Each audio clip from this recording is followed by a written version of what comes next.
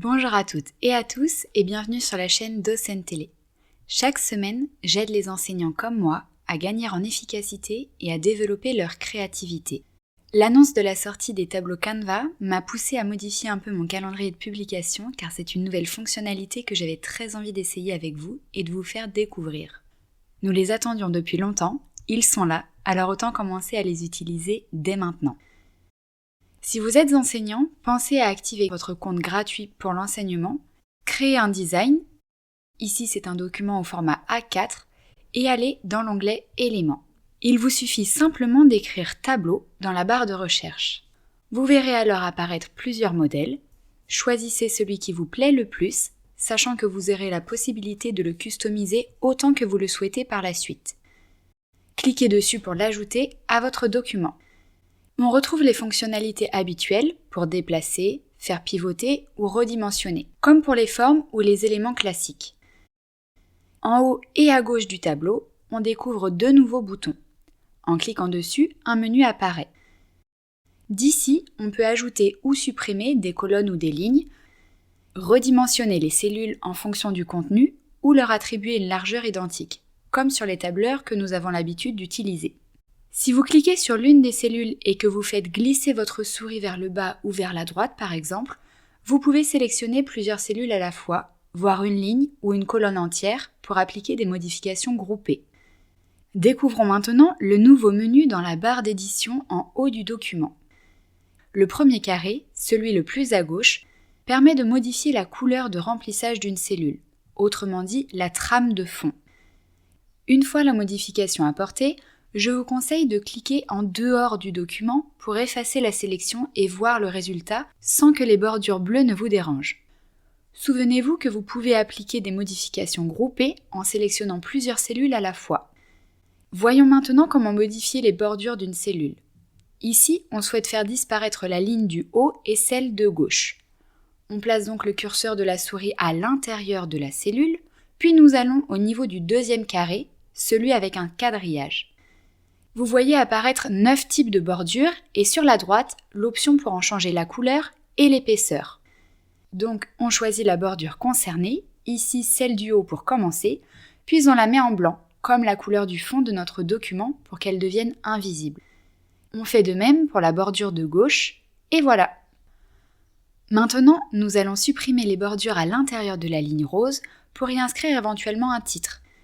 Pour l'instant, il n'est pas possible de fusionner les cellules. En tout cas, je n'ai pas encore trouvé comment faire. Donc je vous propose de changer la couleur des bordures pour les faire disparaître.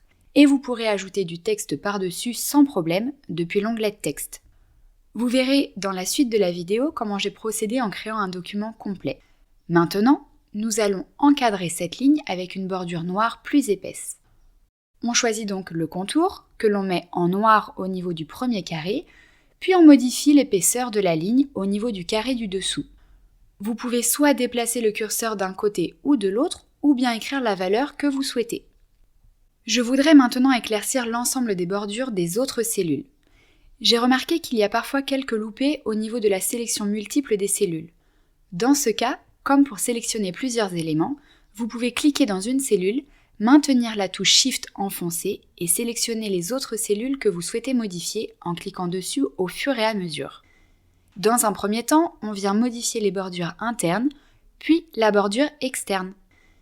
Pour ajouter du texte, vous pouvez faire un double clic dans une cellule et en changer la police, la couleur, l'alignement, etc. depuis le menu supérieur. Ou bien ajouter du texte depuis l'onglet Texte pour un titre par exemple. Vous pouvez également dupliquer le tout, soit en passant par le menu en faisant un clic droit sur le tableau que vous venez de créer, soit en utilisant les raccourcis clavier CTRL-C pour copier et CTRL-V pour coller. Enfin, vous pouvez sélectionner l'ensemble du tableau et utiliser les repères au niveau des extrémités pour redimensionner l'ensemble texte, tableau et éventuellement image, tout en gardant les proportions de chacun. On pouvait déjà créer des tableaux sur Canva, mais il fallait un peu bidouiller et ajouter les cellules une à une. C'est ce que je vous expliquais dans ma vidéo pour apprendre à maîtriser les bases de l'outil. Mais maintenant, c'est beaucoup plus simple et plus rapide. Il y a quelques fonctionnalités qui méritent encore d'être améliorées à mon sens, mais nous avons déjà de quoi nous amuser et créer de chouettes tableaux sur Canva en moins de temps qu'il nous en fallait jusqu'à présent. Vous connaissez donc maintenant les fonctionnalités principales pour créer un tableau dans Canva sans y passer des heures. Je vous propose maintenant de continuer à regarder cette vidéo en musique, car parfois les images valent mieux que les mots. Pensez à regarder dans les jours à venir les modèles proposés dans Canva pour vous en inspirer. Je pense que l'ajout de cette toute nouvelle fonctionnalité va booster la créativité de certains et que la bibliothèque de modèles va faire un bond.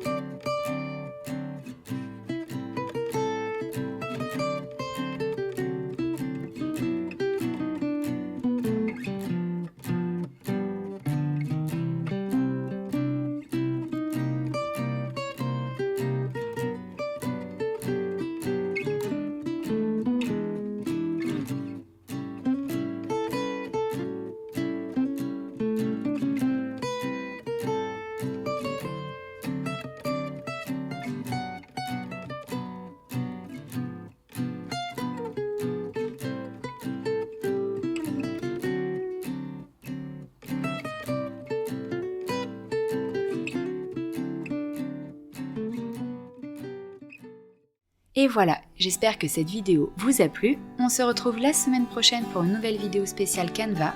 Alors si ce n'est pas déjà fait, pensez à vous abonner à la chaîne et à activer les notifications pour ne manquer aucune vidéo. Merci et à bientôt!